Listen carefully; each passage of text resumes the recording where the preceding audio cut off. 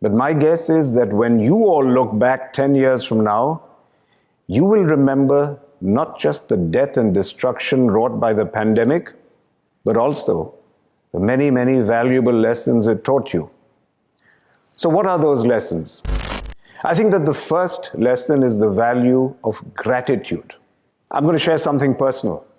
Some years ago, on the advice of a close friend, every morning I started making a list of things that had happened in the previous day that I needed to be grateful for.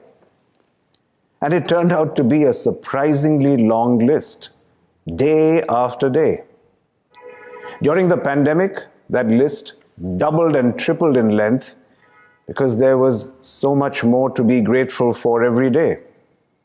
It wasn't a premium sports car or a fine watch or an Italian suit that I found myself grateful for. I was grateful for the simplest and the most basic things in life. Good health, a warm bed, food on the table, a roof over my head, and most of all, for the great gift of being amongst people who loved me. The second great lesson was about resilience. In my case, I know that my business stayed on track because the people who worked there showed amazing resilience, just as you did. Each of you is an inspiring example of resilience. For you, life changed overnight.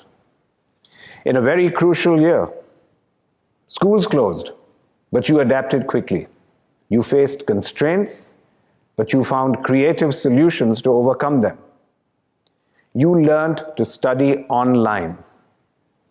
You gave your exams without physical proximity. You sent off your university applications. You pursued your post-school educational goals. You used hard technology to sustain the softer aspects of life, such as friendships and camaraderie. Life turned upside down, but you did not let it keep you down. The third great learning is that you began to recognize and appreciate how much our welfare depends on the welfare of others. When the crisis first struck, not many of you would have spared even a minute to think about how the pandemic could shatter lives. Lives of the people who clean your homes, cook your food, sweep the roads, pick up your garbage, drive your cars, build your homes, look after your health and comfort. It was not until you saw those pictures of migrant families walking the highways in the hot summer sun, without food, without water, that you probably even thought of what it must be like to walk a mile in their shoes or barefoot. But after that, I'm sure you realize that their departure made your lives and your work so much more difficult.